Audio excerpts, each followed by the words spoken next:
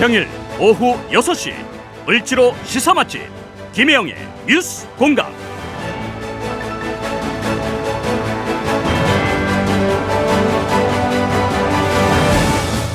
여러분 안녕하십니까? 김혜영의 뉴스 공감 김혜영 기자입니다.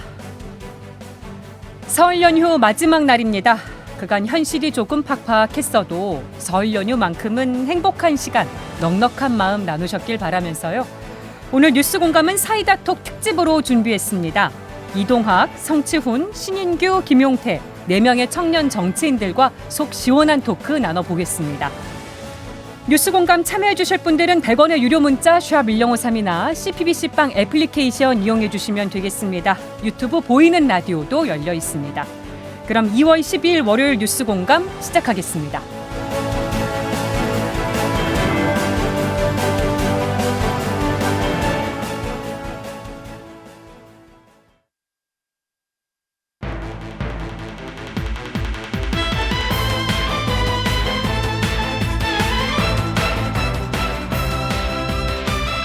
사이다 톡.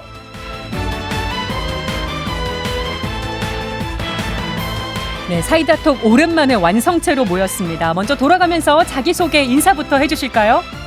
예, 민심과 함께 동행하고 민심만 쫓아 행동하겠습니다. 민심동행 신인규입니다. 새해 복 많이 받으세요. 네, 안녕하세요. 국민의힘 전 최고위원 김용태입니다. 네, 안녕하세요. 더불어민주당 이동학입니다. 예, 더불어민주당 성치훈입니다. 반갑습니다. 네, 이렇게 다 같이 모인 게 얼마만인지 정말 너무 반가워서 저희가 방송 전부터 수다 한매경을 떨었는데 지금부터 네 분께 특명을 드리겠습니다. 저희가 열심히 시간을 달려서 일주일 뒤 미래로 가야 됩니다. 저희가 이렇게 타임슬립을 주문드리게 될 줄은 몰랐는데 일정상 좀 그렇게 됐으니까요. 녹음을 하고 있는 지금은 참고로 2월 5일 월요일입니다.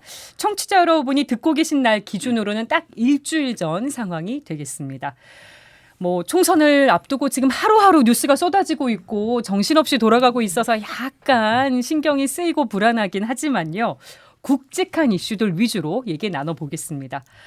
그나저나 다들 어떻게 지내셨습니까? 이동학 전 최고위원님 제일 오랜만에 뵙는 것 같아요. 네, 거의 한 2달 만에 뵙는 것 같습니다. 예. 근데 그 사이에 목 관련돼서 치료도 할 게 있어서 치료도 좀 하고 다행히 잘 돼서 치료가 됐고 지난주에 이제 떠나는 도시 모이는 도시라고 하는 책도 출간했습니다. 축하드립니다. 네, 그래서 도시 문제 앞으로 일어나게 될 문제들이 많은데 이런 책을 한번 보고 우리가 가야 될 방향들을 한번 모색해 보면 좋을 것 같습니다. 예. 네. 다른 분들은 어떻게 지내셨어요? 예, 저는 민심동행 창준이를 지금 계속 이제 꾸려오고 있는데 저희는 이제 2만 7천여자에 달하는 강령을 다 발표를 했고요. 그리고 이제 제로 국가론이라고 하는 대한민국 초저출산 문제 해결하기 위한 제로시티 공약까지 다 발표를 했거든요. 네. 그래서 저도 하루를 소중히 여기면서 소중한 당원분들 모으고 있습니다. 열심히 하고 있습니다. 그리고 김용태 전 최고위원은 아침 인사 다니고 계시죠? 아무래도 총선에서 예비 후보를 등록했고요. 이제 지역에서 많은 유권자분들 찾아뵈면서 인사드리고 있고, 그가 이제 지역 유권자분들의 말씀들 잘 듣고 또 방송이나 또 언론을 통해서 잘 전달하고 있습니다. 네, 방송 나오셨던 효과를 좀 보고 계십니까? 아무래도 많은 분들이 또 TV에서 봤던 분 맞냐 이렇게 되물으실 때도 있고요. 신기하다라고 말씀하시는 분들도 있고 예. 효과가 있는 것 같습니다. 네, 성치훈 전 행정관님 어떻게 지내셨어요? 예, 저는 죄송합니다. 지금 방학이니까 수업은 안 하고 있고 방송을 좀 많이 하고 있습니다. 근데 방송을 진짜 많이 나오시더라고요. 네. 틀면 나오십니다. 틀면. 종편이나 이런 라디오 같은 데도 많이 나오시고 가장 열심히 방송하고 새 계신 시장 공략하신 것 같아요. 제가 개인의 말을 줄이겠습니다. 네, 아니 그나저나 이동학 전 최고위원님 카톡 소개 글이 바뀌셨다고 저희 작가님이 알려주셨는데 믿을 건 오직 얼굴로 승부한다. 여기서 밀리면 뒤는 없다. 얼굴에 헌신하고 얼굴에 책임진다고 쓰셨다고. 네. 아니 이게 컨셉을 얼굴 천재로 잡으신 건가요? 아니요. 컨셉은 아니고요. 원래 이제 기본 바탕으로 승부할 수밖에 없지 않나 그런 생각을 하게 됐고 어렸을 때 누군가가 야 나이 40 넘어가면 이제 얼굴에 책임져야 된다 이런 얘기를 들었던 게 이제 뇌리 속에 박혀 있었거든요. 예. 그래서 나이 이제 40 이제 넘어가고 이제 앞으로 뭐 말도 조심해야 되겠지만 행동도 조심해야 되겠지만 결국 그 모든 것들이 쌓여서 내 얼굴로 다 드러난다 이런 생각이 들어서 이 다짐 차원에서 이제 그렇게 적어놨습니다. 이거 설명을 듣지 않으면 오해할 수도 있겠는데요. 아니, 오해는 왜요? 그냥 뭐 보면 다 책임만 어른. 이해할 수도 있을 것 같아요. 아니 근데 네. 이동학 전 최고 카톡 프로필이 이번에만 얼굴 얘기가 나온 게 아니라 과거에 몇 년 전 글을 봐도 얼굴과 관련된 카톡 그 프로필이 많아요. 예. 근데 저희가 그 이동학 전 최고가 얼굴에 자부심이 있는 걸 모르고 네. 저희가 여러 방송에서 놀리기도 하고 네. 장난도 많이 쳤었는데 아유, 죄송합니다. 얼굴에 이렇게 자부심 있는 분인지 몰라가지고 자부심까지야 예. 뭐. 누가 봐도 실력파. 얘가 비주얼 아니고 누가 봐도 실력파인데. 아니 근데 말씀해주신 설명을 들으니까 꼭 비주얼만이 아니고 내 모든 게 얼굴로 드러난다. 그렇죠. 네, 다시 한번 또 저도 돌아보게 되네요. 예. 지금 얼굴로 다 드러나고 있어요. 네, 저희가 오늘은 주제별 자유 토크로 한번 진행을 해보려고 하는데요. 뭐 얘기 나오는 도중에 의견 있으시면 자유롭게 또 얘기 꺼내주셔도 되겠습니다. 드디어 선거 제도가 확정이 됐습니다. 정말 총선을 2달여 앞두고 뒤늦게나마 확정이 됐는데 첫 번째 토크 이 얘기부터 해볼게요. 민주당이 그동안 준연동형 유지, 뭐 병립형 회기 이걸 놓고 고심을 해오다가 당론 결정 권한을 이재명 대표에게 위임을 했고요. 이재명 대표가 준연동형 유지 방침을 밝혔습니다. 그러니까 준연동형 비례제 취지를 살리면서 통합형 비례정당을 준비하겠다는 건데 이재명 대표의 오늘 입장 발표 어떻게 들으셨는지 한번 들어볼까요? 저는 이제 기본적으로 민주당이 끊임없이 정치개혁 아젠다를 던져왔고 이제 이거를 다른 방식으로 다시 과거로 돌린다는 것에 대한 엄청난 부담이 첫 번째 있었을 것 같고 네. 두 번째 부담은 이재명 대표 스스로도 여러 차례 국민들 앞에서 얘기를 했었던 내용이에요. 그래서 이걸 다시 또 돌린다고 하면 그건 또 두 번째 부담으로 또 작용을 했을 것 같고요. 세 번째는 이제 선거를 앞두고 있는데 우리가 총선만 바라볼 것이 아니라 앞으로 지방선거와 또 대통령 선거까지 있어요. 그럴 경우에 지금 이 연동형 이 체제를 지지하는 수많은 시민 세력도 있고 기존의 다른 정당들도 있는데 네. 이거를 민주당이 다시 양당제를 회귀시키는 그러니까 두 당만 살아남는 거의 그 체제를 다시 돌아간다고 했을 경우에는 엄청난 반발과 분열이 예상될 수밖에 없었던 것이죠. 그래서 그런 차원에서 굉장히 큰 고심이 있으셨을 거라고는 현실적으로 이해를 하고 네. 그런 취지에서 마지막에 이렇게 연동형 큰 틀을 유지하면서도 어쨌든 상대방이 있는 게임이기 때문에 그것에 대처하는 정도의 방식으로 입장을 발표한 것은 저는 잘 하신 것이 아닌가 이렇게 생각합니다. 근데 위성정당은 사실 이 부분에 있어서 지금 지적이 많이 나오고 있는데 이 부분 어떻게들 보셨습니까? 근데 우선은 정치권이 전반적으로 자성을 해야 될 것이요. 이 선거제도에 대해서 사실은 1년 전에 이게 확정을 하게 되어 있는데 지금 선거를 거의 뭐 한 60일 가까이 남겨놓은 상황 속에서 이제 와서 이 제도를 논하고 결정한다는 것 자체가 너무나도 국민들께는 참으로 이거는 좀 죄송한 일 아닌가. 저는 일단 네. 이런 생각이 우선 들었고요. 또 하나는 이제 연동형으로 이제 준연동형으로 간다고는 하는데 동시에 이재명 대표가 또 현실론을 이야기를 했어요. 그러다 네. 보면은 아무래도 이제 국민의힘이 소위 말하는 위성정당, 그러니까 반칙을 할 게 명백히 예상되기 때문에 거기에 합당한 좀 대처를 하겠다. 지금 이런 취지이신데 예. 결국에는 저는 이재명 대표가 국민을 보고 정치를 하는 것이 훨씬 더 좋다. 그러니까 국민의힘의 그 반칙에 대해서 꼼수에 대해서 탈법에 대해서 국민들이 이제는 다 아시거든요. 예. 그렇다면 그것을 심판하기 위해서는 오히려 더 민주당이 불법에 대해서 불법적인 걸로 대응할 것이 아니라 오히려 더 원칙을 지키면서 그걸 심판하고 다른 세력들과 함께 힘을 모아서 오히려 국민들께 호소했으면 더 좋았을 텐데 예. 그게 안 돼서 아마 이재명 대표도 사과의 뜻을 좀 반영한 거 아닌가 해서 저는 뭐 사과한 거는 굉장히 높게 평가를 하고요. 다만 이 부분이 조금 더 매끄럽게 원칙적으로 마무리됐었으면 하는 그런 아쉬움은 크게 남습니다. 병립형 회기를 주장해온 여당은 이미 위성정당 창당을 많이 준비를 해오셨어요. 저는 이재명 대표의 그 선언을 들으면서 사실상 위성정당 창당 선언이라고 읽었습니다. 그러니까 준위성정당이라고 말씀하시는데 준위성정당은 또 뭔지 모르겠어요. 위성정당이면 위성정당인 거지. 그렇게 대놓고 꼼수하시겠다라고 선언한 거라고 읽혔고요. 저는 그 용해인 의원이 며칠 전에 기본소득당에 용해인 의원이 말씀하셨던 민주대연합인가요? 예. 뭐 거기에 이제 하는 거 자체가 전 야합이고 꼼수라고 했는데 민주당이 여기에 이제 가세하겠다라는 걸로 읽혔습니다. 결과론적으로 전 비례대표라는 제도가 국민들께서 정당의 가치와 정책을 보고 표를 평가를 하고 거기에 따라서 이제 활동하는 게 비례대표일 텐데 네. 글쎄 이것처럼 원내에 진입하기 위한 꼼수 정당을 연합체로 만들어서 모였다가 선거가 끝나면 득표에 따라서 다시 헤쳐 모여 하는 것이 예. 어느 나라의 선거법인지 저는 잘 모르겠고요. 이렇게 왜 이렇게 선거제를 똘똘 어렵게 이렇게 뭔가 실타래 묶듯이 묶어놨는지 민주당이 이걸 다 방치하는 거 아닌가 생각됩니다. 네. 얘기를 들으시면서 성지훈 전 행정관님은 네, 물을 뭐. 벌컥벌컥 들이키셨는데 예, 뭐 일단 저는 전당원 투표로 가지 않은 결정부터 일단 뭐 매우 잘했다라는 말씀을 드리고 싶고 뭐 방향은 뭐 각자 의견이 달랐죠. 당내에서도 의원이 거의 80대 80으로 의견이 갈렸고 저도 이번 결정과는 다른 의견을 갖고 있었습니다. 근데 어쨌거나 결정이 됐고 아까 우리 신인규 위원장이 말한 것처럼 어쨌거나 내용에 사과가 좀 명확히 들어갔어요. 네. 그러니까 19대 국회에서 20대 국회에서 선거법을 바꿀 때 불완전한 법을 만든 거에 대해서 사과했고 21대 국회 내에서 이 불완전한성을 보완하지 못한 거에 대해서도 직접 사과를 했고 예. 그리고 무슨 뭐 비례연합정당 이게 아니라 그냥 위성정당이라고 고백을 한 것도 전 매우 잘한 사과라고 봅니다. 어떻게 보면 우리 어쩔 수 없이 이 선택을 했습니다. 왜냐하면 21대 국회 때는 좀 뻔뻔했거든요. 민주당이.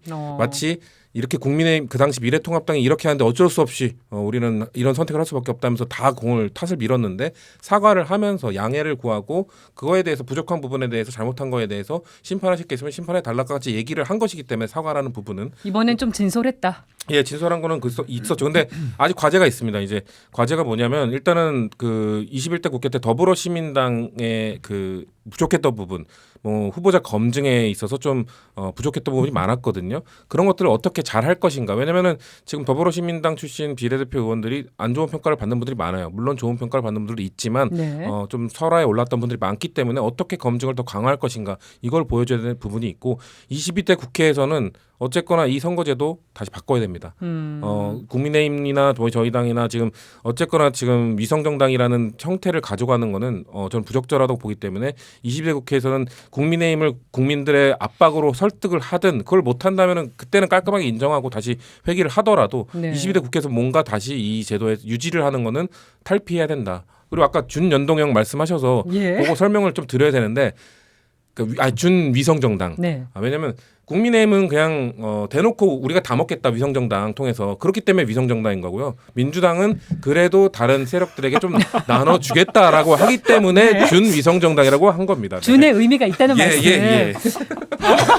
근데 이거는 아마 해주셨는데. 아니 두 당이 되게 민망할 어이가 거라서 없어가지고 제가 한 말씀 드리자면은 사실 국민의힘은 약간 정당방위 비슷하게 이걸 이해하는 것 같아요. 현행 제도가 명백히 살아 있는데 국민의힘이 합의하지도 않았던 선거제도가 밀어붙여졌으니까 본인들은 위성정당을 만들면서도 엄청 지금 떳떳하게 목소리를 높이고 있거든요. 이걸 아마 민주당에서는 상당히 좀 공격하기가 곤혹스러우실 텐데 제가 외부자적인 시각에서 봤을 때 네. 저 국민의힘은 좀 양심을 가져야 될 것 같고요. 일단은 왜냐하면 이 제도에 대해서 현행 법률인데 그 법률을 국회의원들이 집단적으로 위반하면서 이게 떳떳할 수 있는가. 예. 여기에 대해서 국민들이 보고 계시기 때문에 조금 반성을 하는 모습이라도 좀 보여야 된다는 생각이 들고 네. 민주당 같은 경우가 아까 제가 그 대응이 굉장히 아쉽다고 했던 것이 지금 우리가 위성정당에 대해서는 다 잘못된 걸 국민들이 아시잖아요. 근데 그걸 지금 양당이 또 따라하는 거거든요. 네. 그럼 여기에 대해서도 민주당이 조금 더 연동형의 원칙을 지키기로 했다라면은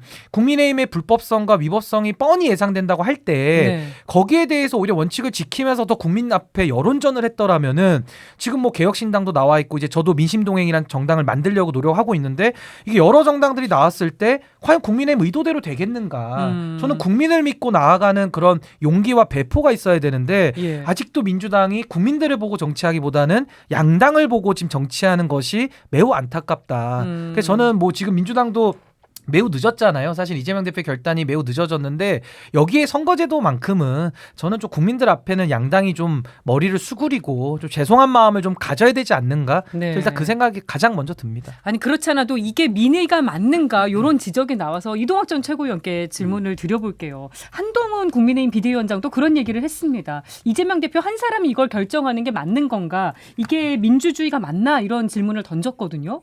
뭐 이게 위성정당도 만들지 않으면서 연동형을 가져갈 수 있는 방법은 없었던 것인가? 어떤 답변 주시겠습니까? 아니 한동훈 위원장은 지금 뒤늦게 들어와가지고 기존의 국민의힘의 입장을 그대로 그냥 답습하고 있으신 분이어서 그런 비판은 별로 이렇게 달갑지 않을 것 같고 네. 일단은 이 제도를 큰 틀에서 유지시켰다는데 이제 첫 번째 이 그 평가가 있을 수 있어야 될 것 같아요. 예. 왜냐하면 여야가 합의하지는 않았지만 국회에서 대부분 통과되는 게 합의되는 것도 있지만 합의 안 되고 통과되는 것들도 상당히 많아요. 그러면 그 법 취지를 존중해야 되는 게 기본적 정당이나 국회의원들의 자세여야 되거든요. 이제 그런 측면에서는 국민의힘의 약간 이 마이너스적 요소가 굉장히 클 것 같고 이 취지를 존중한다 하더라도 어쨌든 문제가 있는 건 맞아요. 이제 그런 상황에서 차후에 22대 국회 때에서는 당연히 이걸 개선해 가야 되는 문제가 있었죠. 그리고 어쨌든 공은 자기네들은 결정을 해놓고 민주당으로 넘겼던 것이었기 때문에 예. 민주당 대표 혼자서 결정한 것이 아니고요. 그거는 총의를 어쨌든 모아가는 과정이 뭐 국회의원들도 갑론을박이 있었고 저 같은 원외 정치인들도 자기 의견을 내고 이런 과정이 있었거든요. 그걸 모아서 결국에는 결단을 이제 내린 거였기 때문에 이재명 혼자 결정했다라고 하는 것은 이거는 뭐 약간 아전인수가 아닌가 이런 생각이에요. 근데 말씀 중에 하나 바로잡아야 될 게 말씀하셨던 것처럼 국회에서 여야 합의가 안 되는 사항들도 있습니다만 예. 관례적으로 이 선거제에 대해서는 여야가 합의해야 하는 게 맞습니다. 이게 룰을 정하는 거잖아요. 국민을 대표할 대의기관에 대한 룰을 정하는 문제인데 이걸 여야 합의가 없다라는 게 말이 됩니까? 이걸 힘으로 밀어붙이는 것도 말도 안 되는 상황인 거죠. 요거 하나만 더 말씀드리면 지금의 소선거구제가 들어올 때요. 지금 장제원 의원의 아버지가 부의장이실 때 예. 그냥 방망이를 그냥 혼자 두들기셨거든요. 소선거구제가 도입될 때도 합의된 이 그러니까 선거제도가 아니에요. 그 네. 당시에 잘못된 것을 민주당이 똑같이 하겠다는 말씀인 거예요? 그럼? 아니죠. 그러니까 선거제가 합의하는 게 맞는 거잖아요. 아니, 당연히 합의가 됐으면 더 어떤 법이든, 좋았겠지만. 어떤 그러니까 아까 법이든 어떤 법, 그냥 지금 잘못된 걸 말씀하시는 똑같이 게 따라가겠다라는 걸로 들려가지고 말씀하셨던 네. 게 어쨌든 그런 적이 없다 이렇게 말씀하시니까 팩트 차원에서 말씀드립니다. 성추운 전 행정관 생각에 잠기신 예, 것 저는 같아요. 의견이 좀 같은 당이지만 좀 달라요. 저는 그 20대 국회에서 그런 다수의 힘으로 밀어붙인 거는 전 잘못되었다고 생각을 하고요. 예. 그 패스트 트랙을 썼고 만약에 전 그 다수의 힘으로 밀어붙일 때 계속 얘기했거든요. 보수 정당이 다시 그 다수의 힘을 갖게 됐을 때 혹시나 그렇게 됐을 때 이런 식으로 패스트 트랙이나 이런 이 절차를 밟아가지고 다수의 힘으로 우리가 원하지 않는 법을 통과시킬 때 우린 그때 가서 무슨 얘기할 거냐 할 말이 없어지는 거거든요. 그때 가면 뭐 김용태 최고께서는 이렇게 말씀하고 계시면 아마 민주당을 비판했던 국민의힘 보수 똑같이 하고 있을 거거든요. 그럼 다수의 힘으로 밀어붙이지 말라 하지만 혹시나 다수의 힘 갖게 되면 그때 너네도 그랬잖아 하면서 분명히 할 거거든요. 그렇기 때문에 좀 안타까운 상황이 발생할 수 있다. 이거는 양당 정치뿐만 아니라 그냥 한국 정치에 너무 아주 오점으로 남을 수 있기 때문에 그래서 제가 22대 국회에서 국민의힘 말고 그러니까 진짜 국민들의 압박으로 설득하지 못하면 그때는 다시 회귀해야 된다고 생각합니다. 네. 요거 관련해서 제3지대에 미칠 영향은 어떻게 될 것인가. 지금 신당 창당을 열심히 준비하고 계신 신인기 위원장님께 제4지대입니다. 제4지대. 좀 일치됩니다. 예, 조만간 이제 당 만들어서 어떤 답변 들어가는데 주시겠습니까? 우선은 사실 제도라는 거를 유불리의 관점에서 본다면은 아무것도 할 수가 없을 겁니다. 아까 당시에도 지금 우리가 2018년도에 선거법 개정 국면을 다시 회귀해서 돌이켜 봐도 그때 당시에 자유한국당이 아무런 안도 안 갖고 오고 의원수 줄이자 비례대표 없애자 민주주의 국가에서 할 수 없는 얘기들만 자꾸 하다 보니까 그때 부득이하게 밀어붙여진 거거든요. 그러니까 네. 밀어붙인 거에 대해서 민주당이 당연히 사과를 해야 되지만 또 자유한국당의 지금 후신이라고 할 수 있는 국민의힘도 그럼 과연 그 선거제도에 있어서 비례성과 국민들의 사표를 방지하기 위해서 어떤 대안이 있는가를 좀 이야기를 해야 되는데 아직도 그 이야기는 없거든요. 그래서 이 네. 부분은 유불리가 아니다라는 말씀 드리겠고 그게 3지대도 똑같죠. 사실 3지대 입장에서도 연동형으로 했을 때 뭐 더 유리하다, 뭐 병립형 하면은 더 불리하다 이런 게 있지만은 지금 상황에서는 사실 3지대 입장에서 개개의 당들에게는 더 비례를 생각할 때 유리한 건 맞습니다. 네. 근데 동시에 이제 연동형으로 가다 보니까 비례대표에서 각자 성적을 낼 수 있다라는 기대가 오히려 빅텐트를 치는 데에는 이게 조금은 더 부정적인 시그널이 되지 않을까. 플러스 마이너스가 다 있군요. 그렇죠. 그러니까 각 당들의 이제 계산기가 굉장히 빠르게 이제 두드려질 텐데 어쨌든 저는 제도라는 것은 어떤 특정 정파들의 유불리를 따라서 접근해서는 안 된다라는 기본적인 생각을 가지고 일단 있습니다. 전반적으로 그 준연동형 제도 자체가 제3지대에는 땡큐죠. 사실 다양한 목소리를 듣겠다라는 취지이기 때문에 양당보다는 제3지대에 이점이 있는 건 사실이죠. 근데 양당이 이렇게 위성정당 써버리면 유리한 것도 없어요. 그러니까 예. 양당이 위성정당을 안 했을 때는 그 말이 맞는데 지금처럼 뭐 다 뭐 위성정당이든 준위성정당 해버리면은 21대 사실 큰 총선이랑 의미가 없는 비슷한 거예요. 상황으로 흘러가게 그러니까요. 될 테니까요. 제3지대 얘기가 나왔으니까 얘기를 이어가 보겠습니다. 미래대연합과 합당을 서둘렀던 일명 이낙연 신당이죠. 새로운 미래가 창당을 이제 했는데 요 과정 어떻게 지켜보셨는지도 궁금해요. 이게 또 참여하기로 했던 분 중에 몇 분은 또 참여를 급하게 안 하셔가지고 누가 먼저 얘기해 주실까요? 저는 이 과정을 보면서 소문난 장치에 먹을 게 참 없구나 이렇게 생각됐고요. 저도 헷갈려요. 이걸 보면서 이 뭐 몇몇 의원들 빠졌다, 뭐 무슨 미래다, 무슨 새롭다, 이 당명 창준이에 내세웠던 그 명칭들도 헷갈리고 그 과정인데 전반적으로 보면서 이 통합의 걸림돌은 이낙연 전 대표였나 이렇게 싶기도 해요. 이 조응천 그다음에 이원욱 의원들이 빠지면서 아마 연대나 합당이 될 때 여러 가지 뭐 언론 기사에 따르면 이낙연 전 대표가 더 과감하게 기득권을 내려놔야 되는 거 아니냐라는 해석들이 있다 보니 네. 이 걸림돌은 이낙연 전 대표였나 이렇게 좀 추측이 되기도 하고요. 좀 조심스럽게 지켜보고 있는데 결과적으로는 아마 국민들이 궁금하신 점은 그걸 겁니다. 결국에 총선 전에 그 이준석 대표의 개혁신당과 이 나머지 제3지대가 어떻게 합쳐질까? 빅텐트가 가능할 것인가? 예, 그것이 아마 국민들 여러분들의 관심 사항일 것 같고요. 그 부분은 좀 더 지켜봐야겠지만 저는 국민적 여론에 의해서 합쳐지지 않을까 이런 생각도 개인적으로 있어요. 그리고 조응천 이원욱 의원이 남게 된 것도 물론 조심스럽게 예측하는 거지만 개혁신당과의 먼저 네. 좀 합당이랄까요? 뭐 함께 하고 싶은 것이 먼저 있다 보니까 아마 좀 남게 된 거 아닌가 이런 생각도 좀 있고요. 예. 민주당 쪽 얘기 한번 들어볼까요? 이게 초기만 해도 이낙연 대표께서 전 대표께서는 뭐 텐트를 좀 크게 치자 예. 이렇게 얘기를 했고 이준석 전 대표는 아니다 튼튼한 아주 흔들리지 않는 그런 튼튼한 집을 짓자 이렇게까지 얘기를 했고요. 그 예. 과정에서 지금 이제 짧게 이제 지금 단합이 좀 일어나고 있는 상황인 건데 저는 이게 약간 순살 텐트가 쳐질 가능성이 크다. 어쨌든 텐트를 치긴 쳐야 되는데 이게 밑에 어떤 뭐 하부에 대한 어떤 공사나 이런 것들을 명확하지 않고 네. 그다음에 지금 합쳐야 되니까 기호 3번을 받아야 되니까 이러한 당위론적만 가지고 지금 사실은 접근을 하다 보니까 디테일한 논의들을 하기가 굉장히 어려워요. 시간도 없고요. 네. 거기에다가 지금 서로에게 혼수를 너무 많이 요구하고 있습니다.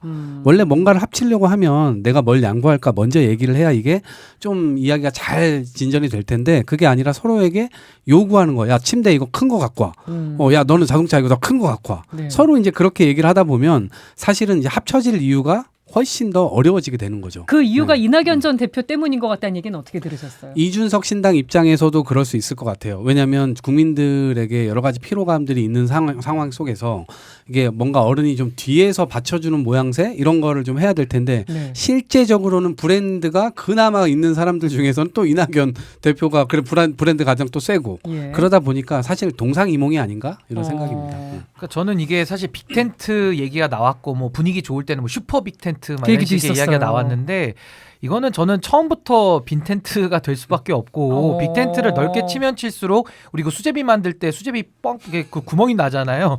그런 것처럼 구멍난 텐트가 될 가능성이 매우 높다. 아니 같은 제3지대신데 확실히 너무 제3지대가 박하게만 맞네요. 가시는 거 아닌가? 그러니까 저는 저에게도 저에게도 좀 탄탄하게 만들고 계시기 아니, 때문에 그러니까 저에게도 강령을 27,000자리 썼다니까. 그러니까 제가 민심동행 만들면서 저에게도 그 지금 빅텐트 하시겠다는 분들이 말씀하셨던 것이 이거 혼자 못한다. 현실론이니까 오히려 합쳐라라고 얘기를 했는데 전 역으로 오히려 합쳐지는 게 비현실적이다라고 저는 반박을 하고 지금 제 길을 가고 있는 거거든요. 그러니까 예. 저는 지금 이 새로운 미래가 보여주고 있는 광경은 이것은 기성 정치의 저는 한계를 그대로 보여주고 있다라고 저는 생각을 해요. 네. 그러니까 이분들이 어떤 정치 변화나 순수한 목적을 가지고 많이 나왔더라면은 윤영찬 의원의 이탈부터 이게 설명이 잘 안 되는 거거든요. 그러다 지금은 또 조응천 이원욱 의원이 또 이탈을 해버렸잖아요. 그러니까 쉽게 예. 말해서 결국에는 단합을 해가지고 어떤 정치 변화를 가자라고 이분들이 동의가 돼서 나왔다면 이렇게 안 흐트러졌을 텐데 지금은 옆에 오솔길만 나면은 그 오솔길로 지금 다 사람들이 빠져나가는 거거든요. 그러니까 그만큼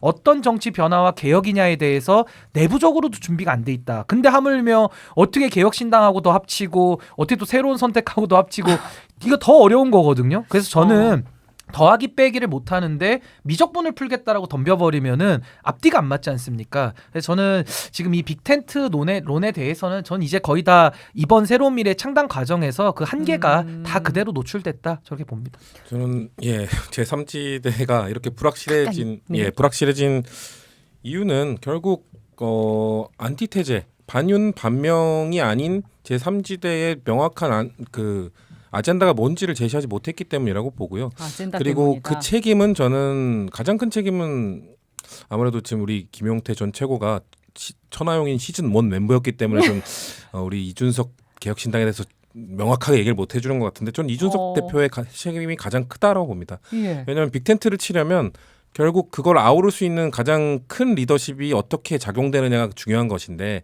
지지율이 가장 높은 건 결국 이준석 대표잖아요. 그러니까 이준석 대표의 리더십이 가장 빅텐트의 성사 여부에 가장 큰 어떻게 보면 키 포인트였는데 지금까지 해온 행보를 보면 일단 통합을 할 수 없는 정책들을 계속 던졌어요. 뭔가 뭐 노인 무임승차 폐지 이런 것들을 그 민주당에서 나간 분들이 받을 수가 없거든요. 이런 정책 그런 것들을 던졌고 정책 차이가 너무 그렇죠. 컸다. 그리고 그 정책을 제안한 게 아니라 통보했거든요. 그리고 뭔가 양보를 그 가장 큰 리더십이 있는 사람이 양보를 해야 되는데 이준석 대표는 사실 뭐 계속 요구했거든요. 뭐 이낙연 전 대표한테 어디 나가라, 개항을 나가라, 총선 출마를 그리고 엄숙주의 요구했죠. 걷어내라. 자기가 계속 요구했어요. 그래놓고 나서 갑자기 갈짓자 행보, 갑자기 윤핵관 갔다. 윤핵관 갔다. 그러고 나서 어떻게 합칩니까? 윤핵관과 합칠 수 있었으면 왜 나왔습니까? 본인의 자기 모선에 지금 빠져 있거든요. 그러고 나서 갑자기 윤핵관 갔다고 한 며칠 뒤에 개혁의 뭐 길에 같이 저는 국민들이 이 갈짓자 행보에 대해서 과연 납득할 수 있을까? 그럼에도 불구하고 제3지대는 결국 선거가 다가올수록 지지율이 좀 생각보다 오르지 않으면 합칠 가능성은 있죠. 그래서 그 두 분이 남은 것도 네. 이원욱 의원, 조홍천 의원도 이대로 그냥 중텐트가 돼버리면 사실상 물 건너 가기 때문에 예. 군인들이 뭔가 이준석 그 개혁신당과의 뭔가 이 브릿지 역할을 하고 싶어져서 남은 걸로 알고 있는데 글쎄요 우리가 이게 나가는 일주일 뒤에 그게 과연 이루어졌을지 저는 부정적으로 보고 있습니다. 전 두 가지 말씀드리고 싶은데 그 성치훈 그 전 행정관 말씀에 두 가지 지적을 하면 첫 번째는 총선 이후에 어떻게 될지 모르니까 약간 의심이 계속 있는 거죠. 네. 이게 아까 떴다방 같기도 하다 뭐 이런 평가들도 있는데 선거가 끝나서 비례대표가 배출되고 났을 때 이 제3지대가 다시 양 진영으로 들어가는 거 아닐까에 대한 의심이 있을 거예요. 그러니까 이낙연 전 대표는 이준석 전 대표를 완전히 믿지 못하는 거고 네. 이준석 전 대표 입장에서도 이낙연 전 대표를 완전히 믿지 못할 거예요. 그러다 보니까 양당이 합치게 됐을 때도 비례대표 결정 권한 가지고 싸울 수밖에 없을 거고요. 어떻게 될지 모르다 보니까 어쨌든 내 진영에 있는 사람들이 더 많이 원내 진입하게끔 싸워야 될 수밖에 없을 거잖아요. 예. 그런 상황이 있을 거고요. 두 번째는 글쎄요, 약간 이준석 전 대표하고 이낙연 전 대표 뭐 지금 어쨌든 선거를 매우 조심스러워. 그러니까 아니, 머릿속으로 생각을 제가 정리하면서 얘기하시느라고. 아니 김용태 최고위원의 또 발언에 저도 맥락이 같아서 제가 네. 후반부만 조금 보태면 저는 3지대가 성공하기 위해서는요 국민의힘과 민주당과는 차원적으로 달라야 된다고 생각합니다. 네. 그게 뭐냐면은 일단 새 것이 나와야 돼요. 메시지와 인물 면에서. 그리고 선명해야 됩니다. 네. 근데 이준석 대표만 해도 정치를 10년 이상 했기 때문에 신상품은 아니거든요. 안철수 대표가 과거에 등장했을 때는 완전히 신상이었죠. 그래서 3지대가 상당히 좀 불이 붙었던 건데 사실은 이 새 것과 선명성을 지금 지니지 못한 상태에서 3지대를 하고 있는데 네. 이준석 대표가 지금 가장 큰 지분을 지고 있는 3지대의 키맨으로서 이럴 수도 있고 저럴 수도 있다라는 메시지를 계속 내고 있어요. 그러니까 그것은 달리 말하면 선명성을 약화시키는 거거든요. 네. 그러니까 안철수 대표도 과거에 삼지대하면서 어려움을 겪었던 이유가 이럴 수도 있고 저럴 수도 있다. 그리고 마지막에는 그냥 국민들의 뜻을 물어보겠다. 항상 이런 식의 답변을 했거든요. 근데 이준석 대표의 통합에 관한 그러니까 보수 진보론에 대한 이야기를 자세히 들어보시면 보수 진보 뛰어넘어야 된다. 네. 또 강령에는 보수 정당을 넣어놨다. 나중에 가서 국민의 뜻이 나오면 합칠 수도 있다. 딱 지금 안철수 의원의 화법과 어법을 그대로 따라하고 있거든요. 그래서 저는 이런 식으로 가서는 이준석 대표 개인기는 물론 뛰어나고 워낙 훌륭하지만 네. 안철수 의원이 실패했던 그 방식을 그대로 쓴다 그러면은 이거 성공할 도리가 없는 겁니다. 네. 그러니까 보다 선명하게 가는 것이 오히려 지금 삼지대들에게는 숙제이면서 오히려 그것이 더 각각의 정치 세력들에게는 더 도움이 되는 일이다. 그래서 민심동맹은 혼자 가고 있는 그런 상황입니다. 설 연휴를 지나면서 이 제3지대가 좀 또 새로운 길을 모색할 수 있을 것인지 아직까지는 무슨 일이 벌어질지 저희가 다 예상을 할 수가 없는 상황이긴 합니다. 네. 그 아기 돼지 삼형제 갑자기 생각나는데 원래 그 셋째가 이게 튼튼한 집을 잘 지으니까 첫 번째 볏집으로 만든 첫째 집이 그냥 늑대가 후 부니까 다 날아가 버리고 네. 둘째는 나무로 집을 짓잖아요. 나무로 집을 지어도 늑대가 와가지고 그냥 치니까 다 무너지고 결국 다 도망가가지고 셋째의 튼튼하게 벽돌 집에 들어가가지고 세 명이 이제 살아남는단 말이에요. 그러니까 그런 것처럼 어느 누군가는 굉장히 품을 넓게, 그러니까 제3지대의 이 통합이라고 하는 것은 그 품을 넓게 만들어서 실제 국민의 이 요구하고 있는 그것들을 좀 부응해낼 수 있는 집을 누군가를 져야 돼요. 근데 네. 그게 아니라 각자가 가지고 있는 재료를 가지고 집을 짓는다고 했을 때는 그 재료의 정합성이 너무 좋아야 돼요. 네. 각자가 가진 재료가 서로 다 달라야 되고요. 그것이 잘 정합이 돼가지고 하나의 집이 완성돼야 되는데 다 똑같이 그냥 삽 한 자루씩만 들고 있고 집 짓자고 하고 있으면 그 서로 재료가 통합이 돼도 이게 집을 지을 수가 없는 겁니다. 그러니까 그런 상황에서 국민들도 어찌면 지금 양당에서 서로 적대적인 공생관계만을 꾀하고 있고 사실상 결정되는 거 없이 뒤로 늘리기만 하고 있는 지금 상황에서 이준석 신당이라든가 이런 장당들이 어쨌든 나와서 논쟁이 될 만한 정책들을 막 던진다는 거란 말입니다. 예. 그러면 그러한 제3지대에서 던져주는 게 사실상 양당을 자극하는 효과도 있거든요. 그러한 지점들을 어떻게 국민들께 확실하게 넓혀낼 거냐. 예. 이제 이런 과제들 아마 명절 앞두고도 훨씬 더 큰 이 중압감으로 아마 제3지대에 계신 분들은 다가오게 될 겁니다. 셋째 아기돼지 같은 정당이 나올 수 있을지. 아니 근데 늑대는 민심 누구예요? 동맹이라고 늑대가 누구냐? 이재명 대표인가요? 늑대라고. 중요한 얘기하고 있는데 저 아기 돼지 삼형제가 아니라 여기 늑대가 삼형제 누구지? 셋째 여기 있잖아요. 지금 아, 셋째. 원래 튼튼한 집을 지금 짓고 가장 있잖아요. 늦게 출발하지만 가장 바르게 탄탄하게 가려고 하고 있고요. 근데 정말 중요한 말씀인 게 이념과 철학이 먼저 선행이 돼서 구성원들끼리도 동의를 거듭해도 어려운 게 삼지대거든요. 그러니까 네. 저는 현실로 운운하면서 빅텐트 치시겠다라는 분은 너무나도 이 삼지대를 좀 가볍게 보시는 것 같아요. 그러니까 굉장히 어려운 일이고 그래서 저는 그 누구도 못 해낸 일이다. 그러니까 더 신중하고 더 잘 준비해서 국민들을 지속적으로 설득할 그 각오, 그 네. 노력을 좀 해야 된다. 저는 이렇게 봅니다. 네. 이번에 공천 얘기로 한번 넘어가 보겠습니다. 여당 얘기부터 해볼게요. 김경률 비대위원이 마포울 불출마를 선언하면서 한동훈 비대위원장과 윤석열 대통령 사이에 있었던 갈등, 한동훈 비대위원장이 일패한 거 아니냐, 무릎을 꿇은 거 아니냐 이런 얘기가 나오고 있습니다. 이 김경률 비대위원의 불출마 어떻게 보셨는지 코멘트 한번 들어볼까요? 일단 1패라는 표현 자체가 너무 한동훈 위원장을 위하는 표현 아닌가 이런 생각이 들었어요. 1패가 아니라 이제 더 이상 기회가 없을 것 같아요. 저는. 왜 그러냐면 3번 진압당했거든요. 네. 첫 번째 진압이 언제냐면 대통령 실장을 보내가지고 이제 물러나라라고 했던 얘기, 그걸 한동훈 비대위원장이 일단 언론 앞에 다 얘기를 했고, 첫 번째 진압이 이제 실패했던 거예요. 두 번째 진압은 서천 화재 현장에서 그 적절하지 않은 장소에서 불러서 거기에서 한번 진압을 했다가 그래도 좀가 뭔가 그 김건희 여사에 대한 이야기 가방 문제가 계속 그 뒤로도 계속 불거지니까 아예 대통령실로 불러서 정리를 했잖아요. 전 그게 완전히 그냥 정리된 거라고 보거든요. 아, 이미 이 불출마 전에. 네, 진압을 당한 거예요. 그래서 실제 그 이전에 있었던 예를 들면 김경률 뭐 어디 보내겠다, 마포 보내겠다, 혹은 네. 원희룡 어디 보내겠다. 근데 유독 김경률만 문제가 되잖아요. 김경률 비대위원만 문제가 되는 이유는 그분만 이 여사 문제에 관해서 계속해서 지적을 했기 때문입니다. 그래서 사실은 그걸 진압한 것이고, 그걸 진압하면서 사실상 공천 부분도 네. 확실하게 전 진압됐을 거다. 이렇게 보는 게 전 합리적이라고 봐요. 다른 분들은요? 저는 이보 전진을 위한 일보 후퇴였다고 생각해요. 그러니까 우리가 특히 대통령제 하에서 대통령 권력 하에서 여당이 공천 문제가 있을 때 어느 정도의 그 당정 간의 협의가 있었던 것이 과거에도 계속 이어져 왔고 그 네. 과정에서 아마 한동훈 위원장은 본인에게 주어진 권한을 최대한 쓰려고 또 그것이 우리가 총선을 이기기 위한 방향이라고 생각되기 때문에 아마 그 역할을 할 거라고 생각되고요. 다만 김경률 비대위원이 이제 두 가지 문제가 있었죠. 그러니까 여사 리스크를 지적을 하면서 그 부분에 있어서는 많은 국민들이 동의하실 텐데 다만 비유를 쓰시면서 오히려 이 여사 리스크를 해결하기보다는 당내에 또 다른 갈등을 일으켰기 때문에 여기에 대해서 지적이 있었고 네. 그다음에 마포울의 출마와 관련해서 사천 논란이 있었던 거 아니겠습니까? 한동훈 위원장 입장에서는 총선을 지휘하는 입장에서 당정 간의 갈등이 있을 수도 있고 여기에 대해서 잘 풀어나가야 할 텐데 자칫 김경률 비대위원으로 인해서 뭔가 명분이 약해질 수도 있으니 앞으로의 공천 과정이나 전국 선거를 지휘하는 과정에서 본인을 향한 그런 명분이 약해지는 것들은 좀 정리하려고 하는 것 아닌가. 그래서 저는 앞으로 우리 당이 더 중심 잡고 이야기를 하기 위해서 네. 뭔가 좀 이렇게 약했던 부분들을 사전에 정리하는 작업 아닐까 이렇게 생각됩니다. 네. 윤핵 갈등 스탠스 어떻게 보십니까? 일단 김 비대위원의 향후 발언에 좀 달려 있는 것 같아요.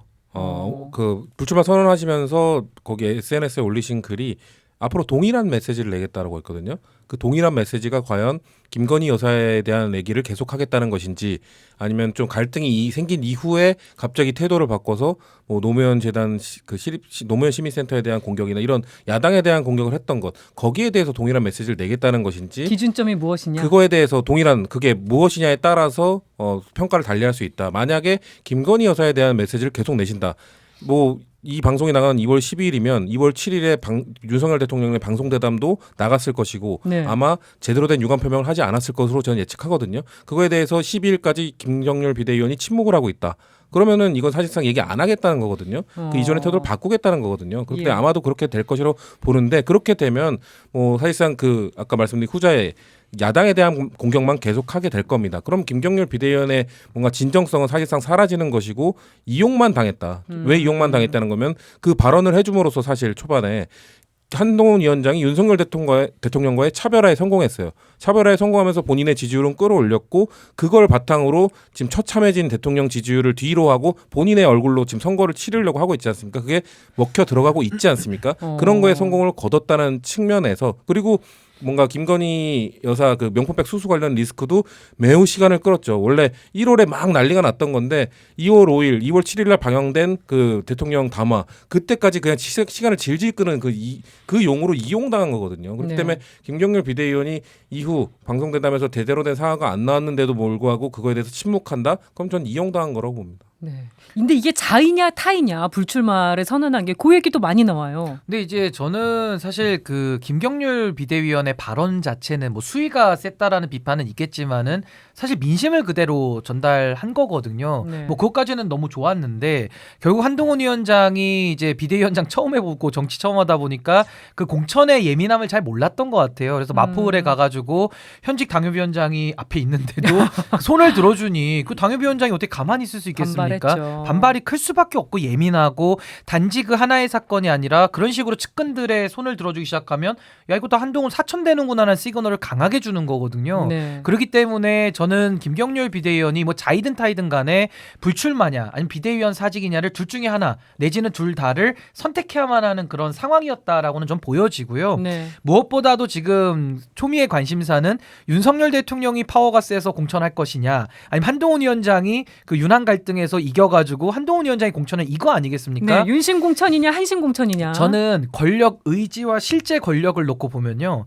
윤석열 대통령이 한동훈 위원장보다 훨씬 권력 의지가 세고요. 그리고 실제 권력도 윤석열 대통령 현재 권력이고 예. 한동훈 위원장은 미래에 실현될지도 모르는 권력이에요. 네. 그러니까 이런 거를 놓고 봤을 때는 윤석열 대통령의 힘을 한동훈 위원장의 그 인기, 카푸치노 거품 같은 그 인기 가지고 꺾어내기가 너무 어려운 것이다. 그래서 저는 앞으로도 윤석열 대통령의 소위 말하는 그 진압이 다 끝났다고 보여지고요. 네. 윤 대통령의 그 사당화 이거 정말 좀 반헌법적이고 민주주의 관점에서 매우 비판받을 지점이 많은 것인데 전 사당화는 국민의힘이 지금 다 이제 종결된 거 아니냐. 네. 윤석열 당으로 끝이 났다. 전 벌써. 그렇게 봅니다. 네.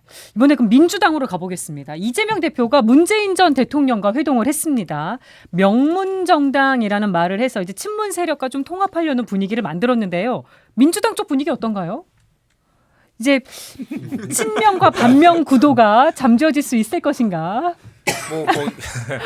이 정치가 오묘하지 않습니까? 원래 이 만남이 1월 초였잖아요. 근데 그 공교롭게 이재명 대표가 피습을 당해가지고 한 달 뒤로 미뤄졌는데 딱 그 사이에 친명 친문 갈등이 불거졌죠. 네. 그러고 나서 두 분이 만나서 뭔가 통합의 메시지를 낸 건데 통합의 메시지를 보면 제 개인적 평가는 문재인 대통령의 말에 뼈가 있습니다.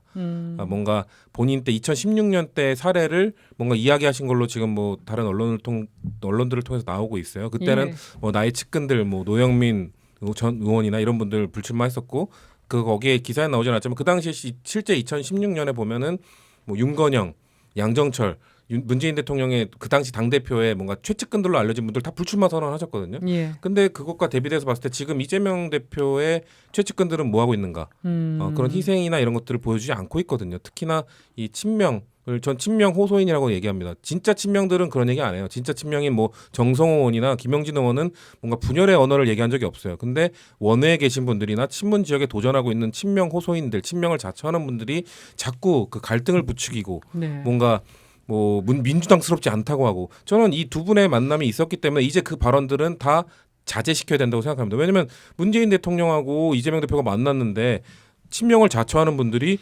문재인 정부의 초대 비서실장이나 초대 소통수석에게 민주당스럽지 않다, 민주당을 나가야 된다, 불출마해야 된다 이런 얘기하면은 국민들이 그 두 분의 만남을 이거 쇼 아니야 이렇게 생각하실 수 있거든요. 그렇기 때문에 저는 이재명 대표가 이제 만났으니 이제까지는 좀 그런 발언들 좀 분열의 단어에 대해서 제재를 안 하셨거든요. 네. 이제 하실 때가 됐다. 이거 지금 이 타이밍 넘어가면은 이제 국민들이 볼 때 이 두 분의 만남도 진정성 있게 보지 않을 것이다. 뭔가 메시지가 지금 나가야 됩니다. 시스템 공천 문제 없이 가능할까요? 전 솔직히 시스템 공천이라는 건 없다고 생각하고요. 예. 시스템 공천이라는 게 사실상 뭐 정량화되지 않았잖아요. 그렇기 때문에 시스템 공천은 결국 정말 모든 게 정량화될 수 있을 때 시스템 공천인 것이고 네. 지금 이제 뭐 하위 뭐 몇 프로 이게 나오긴 했는데 이제 그 문제가 됐던 막 지역에 있는 그 문제가 된 지역에 있는 친문 후보들이 과연 컷오프 당하지 않고 경선에 나오게 된다면 네. 그러면은 잡음은 없을 거라고 봐요. 근데 그분들에 대한 뭐 인위적 컷오프나 뭔가 다른 뭐 제재나 이런 것들이 가해지게 된다면 시스템 공천이 사실상 아닌 게 되겠죠. 근데 그 여야를 막론하고 당내 싸움은 있을 수밖에 없어요. 왜냐하면 자리가 하나밖에 없잖아요. 공천 경쟁이 오히려 민주당하고 국민의힘하고 싸움은 그래도 선을 지키고 싸우는데요. 당내 경선은 서로가 서로를 죽여야만 내가 그 자리에 올라갈 수 있기 때문에 한번 생각해 보세요. 저희가 그 지금 대권 주자들이 갖고 있는 의혹들, 네. 당 대표들이 갖고 있는 의혹들이 그 경선 과정에서 불거졌었던 의혹들입니다. 맞아요. 그러니까 아무래도 당내 경선이 그만큼 치열하다는 것을 말씀드리고 싶고요. 아마 이번 뭐 국민의힘이나 민주당이나 총선 공천 과정에서 특히 민주당도 이제 친명과 비명 간의 싸움이 더 갈등이 강화될 수밖에 없어요. 제가 방송을 나가는 기점으로 2주 전에 네.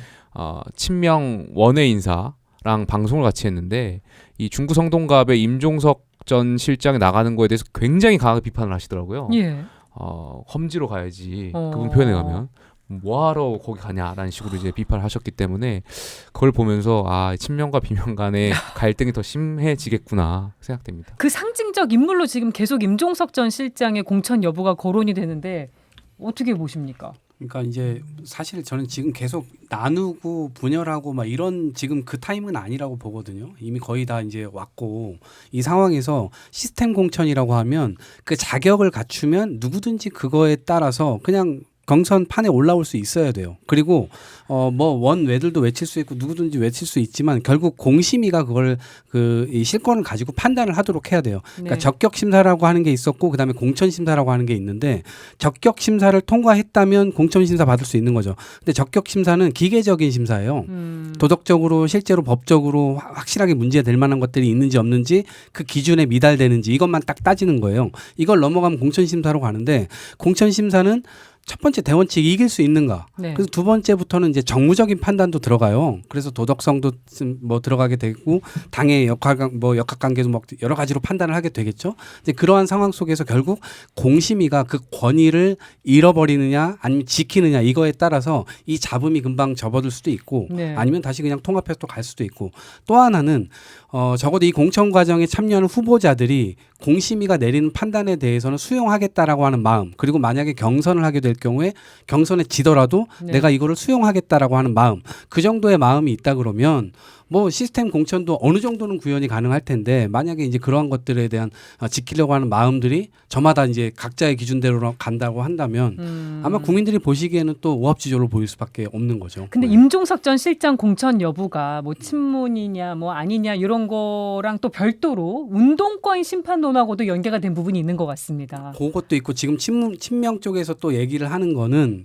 이제 이게 약간 과거 또 문재인과의 대결 구도를 또 만드는 거 아니냐. 뭔가 이번 총선에서 윤석열 심판을 해야 되는데 저쪽에서 뭔가 또 이 문재인 심판을 또 들고 나오면 이게 무슨 다 구도가 다 꼬이는 거 아니냐라고 하는 측면도 있는 것 같아요. 그래서 그런 지점들도 저는 생각해 볼 지점은 있다고 봅니다. 네. 근데 저는 참 정치라는 게 집단이 하고 세력이 하는 거잖아요. 근데 보통 우리가 회사도 사람이 모여서 하지 않습니까? 네. 근데 회사에서도 뭐 승진 같은 거 할 때 뭐 사장님하고 친하면은 막 승진시켜 주나요? 아니죠. 그러니까 이게 능력이 있고 회사에 도움이 되는 사람들을 나름대로 기준에 따라 가지고 인사를 하고 할 텐데 아니 정당 공천도 똑같지 않습니까? 저희 회사만 해도 엄청난 평가를 통해서 승진이 아니, 결정됩니다. 그러니까요. 그러니까 이게 정당에서 지금도 친문, 친명, 뭐 그 친윤 이런 식의 지금 뭐 국민의힘까지 포함해서 정말 한국 정치가 너무나도 지금 후진적이라는 게 지금 나오고 있는 것이고 예. 지금도 뭐 문재인 대통령 퇴임한 지가 언젠데 아직까지도 친문 인사로 규정짓고 또 그들과의 사이에서 또 편을 갈라가지고 소모적인 논쟁을 한다는 것 자체가 사실 이거는 문제가 있는 거고요. 그리고 민주당이 지금 어찌됐든 구도적으로 상당히 유리한 국면이거든요. 예. 그래서 아마 내부에서 단속하는 게 상당히 지금 중요한 문제일 텐데 저는 그걸 논외로 전 어제 그 문재인 대통령하고 이재명 대표가 식사를 하는 자리에서 문재인 대통령이 막 이렇게 건배사 같은 거 어떻게 해주시고 하는데 뭐 민주당 화이팅 약간 이런 식으로 막 계속 그렇게 편을 드는 모습이 보였어요. 그래서 네. 저는 그 모습을 보면서는 뭐 이런 친명 친문 문제를 떠나서 참 전직 대통령으로서 어느 한 정파에 힘을 실어주는 그런 모습들이 국민들께 비춰졌을 때 이것이 과연 국가 원로로서 또 그런 국민 통합적인 역할을 수행하실 수 있을까? 네. 그런 부분까지도 저는 좀 이렇게 좋게 보이지는 않았습니다. 네. 전반적으로. 제가 참 박근혜 전 대통령은 오늘 토크 콘서트 하시던데요. 네. 아. 이런 것들은 힘을 실어주는 게 아닌가요? 그것도 마찬가지로 비판을 해야 되겠어요. 요 마무리만 좀 짓자면 어쨌든 이재명 대표 입장에서는 굉장히 머리가 아프실 텐데 어쨌든 혁신공천이라고 하는 틀로 보여야 되기 때문에 임종석 실장을 만약에 공천이 굉장히 어려워지는 상황으로 판단을 하고 있다면 네. 당연히 이 뭐 어떻게 보면 자신의 수족을 좀 잘라내는 결단까지도 해가면서 그런 생각들을 한다면 뭐 받아들이는 차원의 입장에서는 많이들 수긍을 하지 않을까 이런 생각도 듭니다. 네. 결국 민주당의 공천 기준은 하여튼 진짜가 자꾸 나오니까 뭐 시스템 공천을 늘 자랑하시지만은 누가 이재명 대표랑 지금 더 친한 것인가 이 경쟁으로밖에 안 보이거든요. 그러니까 그 안에 공천에 내용이 없기 때문에 참 그 부분이 매우 안타깝고 민주당이 정말로 국민을 위해서 일할 사람들을 기준으로 공천한다면은 여기 계신 분들이 공천을 확실하게 이렇게 유력하게 되면 참 우리나라를 위해서 좋지 않겠나 이런 생각도 좀 듭니다. 개파 프레임을 떠나서요. 저희가 오랜만에 완전체가 모이니까 시간이 벌써 거의 다 돼가지고 그래도 짧게 정말 1분씩 드릴게요. 지금 이 자리에 예비 후보 자격으로 앉아 계신 두 분이 계십니다. 어느 지역으로 출마하셨는지 어떤 포부 갖고 계신지 1분씩만 짧게 듣고 마치겠습니다. 먼저. 네, 저는 경기 포천시 가평군 지역에 예비 후보로 등록되어 있고요. 네. 포천시 가평군 지역은 각종 규제로 인해서 수도권이라든지 뭐 상수원 보호구역이라든지 또 군사시설 보호구역이라든지 이런 규제로 인해서 많은 주민분들이 피해를 입으셨어요. 근데 거기에 대한 합당한 보상이 중앙정부 차원에서 이루어지지 않다 보니까 지역 발전이 좀 정체되어 있던 것이 사실이고요. 저에게 지역 주민을 대표하고 대한민국 국민을 대표할 기회가 주어진다면 경기 북부권의 지역 거점화 도시를 만들어가면서 이 지역을 발전시키는 데 노력을 할 수 있도록 하겠습니다. 네. 이동학 전 최고위원도 저는 이제 민주당에서 험지라고 인식을 하고 있는 인천, 중구, 영종도, 강화, 옹진 이쪽 지역구로 나갑니다. 민주당이 한 번도 당선된 적 없었던 지역이에요. 그런데 저는 이제 국회에 들어가서 무슨 문제들을 좀 해결하고 싶냐면 기후 정치를 전면에 좀 내걸고 싶고 그다음에 예. 우리나라의 지속 가능성 이 문제를 반드시 해결을 하고 싶다. 노인 지옥이라고 하는 현실도 있지만 이 현실을 그냥 사실은 양당이 이거를 손조차 못 대고 있는 상황이에요. 계속 미루는 정도의 결정만 지금 하고 있고요. 네. 근데 이거를 좀 책임지는 자세로 국회의원들이 이 문제를 계속해서 파고 정부의 대책을 요구하고 이런 것들이 좀 필요하다고 생각해서 네. 민주당에선 다소 어렵지만 새로운 젊은 피가 나가서 실제로 활력 있게 그 지역을 좀 움직인다면 충분히 가능성도 있다라고 생각을 하고요. 네. 오늘 미래로 먼저 와봐서 설 특집으로 진행을 해봤는데요. 함께해 주신 네 분 고맙습니다. 네, 감사합니다. 함께해 주신 여러분 감사드리고요. 저는 내일 오후 6시 3분에 다시 찾아뵙겠습니다. 고맙습니다.